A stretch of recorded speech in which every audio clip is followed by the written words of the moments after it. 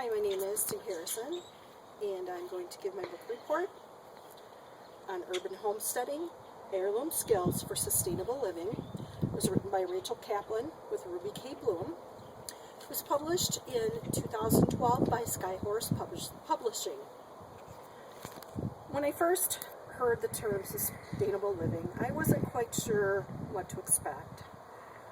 I think that one of the things that came to mind were back in the 60s, the hippies living in communes. But that's really not what it's all about. Sustainable living can be done in small steps and large steps. Some of the things talked about in the book are living in the city and what you can do to live a sustainable lifestyle.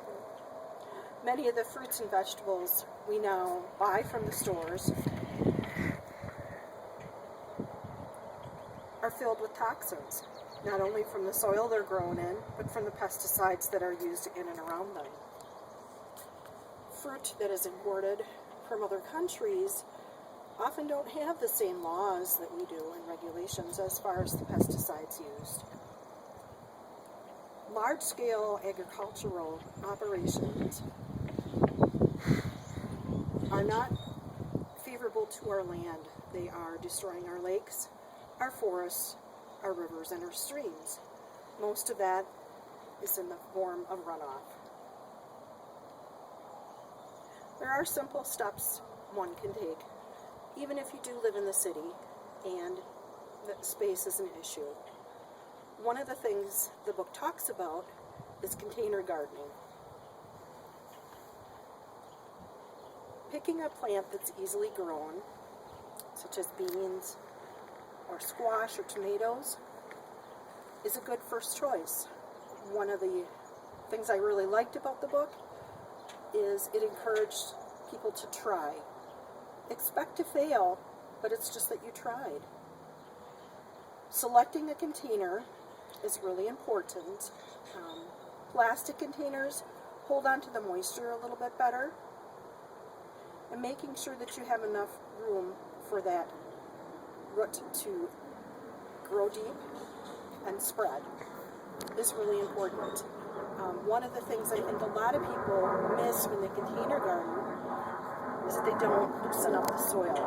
So if you just take the container and give it a good shake, that'll loosen a good portion of the soil.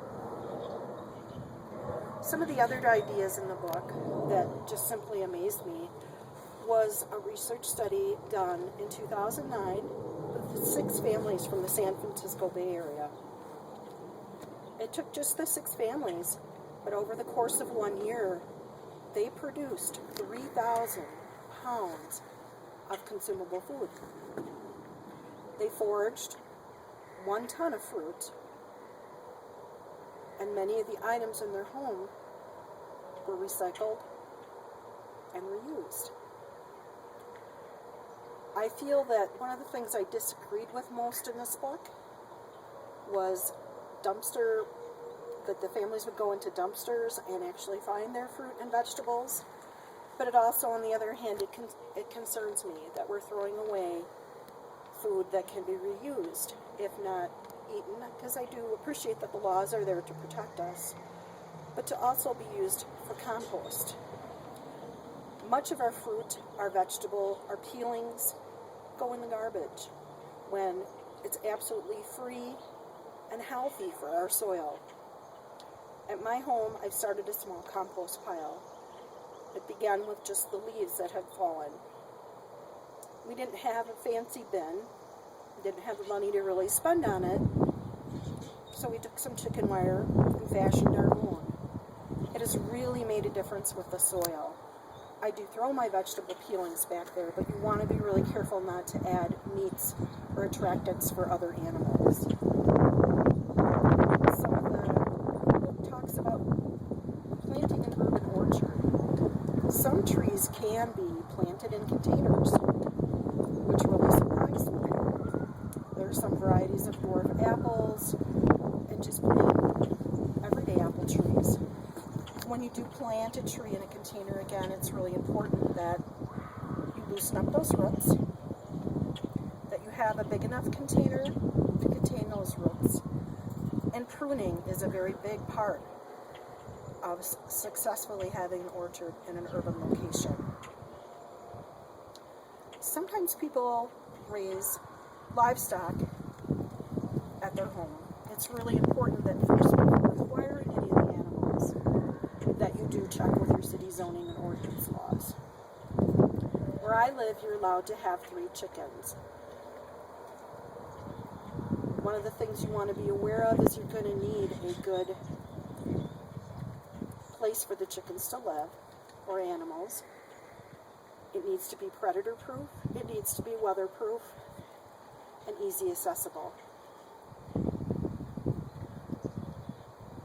Gathering eggs, perhaps having a goat, many of those things are more allowed in the bigger cities like San Francisco, but even goats, from the milk, you're able to make cheese and yogurt, which is something I hope to one day try to do. One of the very interesting parts of this book, and it's something that I actually may try this year with my garden, is the use of heirloom seeds. Heirloom seeds are what you would save from your crop. Usually the seeds are ready when the fruit is just about ready to burst. You want to make sure you dry those seeds out good and keep them in a cool place. I wasn't aware that 98% of the seeds in this country are controlled by just 3 companies. So it actually limits our food choices. Some seeds are super hybrids. Those will not germinate, so you are unable to plant those. I think being able to teach children and others just to have appreciation for the earth. It may not be a dramatic stop like adopting chickens, having goats, even making an urban garden, but perhaps just picking up cardboard, which can be reused in a compost pile. I think if all of us just took 1 minute and did one nice thing per day, just imagine the impact and the difference it would make to our environment, whether it be picking up, not leaving the water run when we brush our teeth. One of the best things for plants I have found is, even if you boil potatoes, that water is wonderful for them. Of course, you do want to let that cool first. Dishwater can be reused. So much of that water we just, in America, flushed down the drain. And to me, it's just perplexing that so many people go without fresh water and food.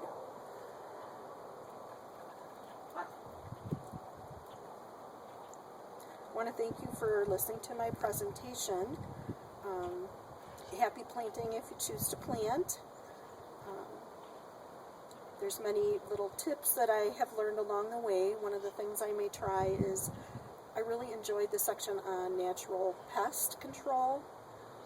It ranges everything from it physically going and picking every bug off the leaves, which is great if you have chickens. I don't.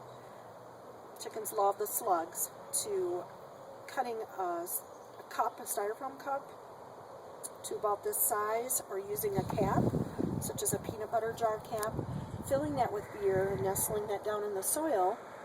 It's good control for earwigs, slugs, and snails. Another idea that I did gain from this is a deterrent.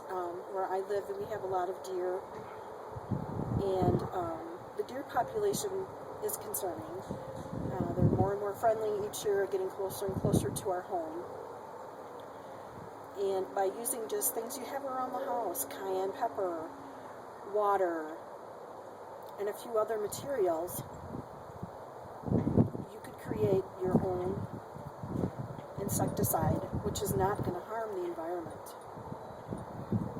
So I hope that you can take some of these ideas I've given you and run with them. It's really, really exciting to see what a difference one person can make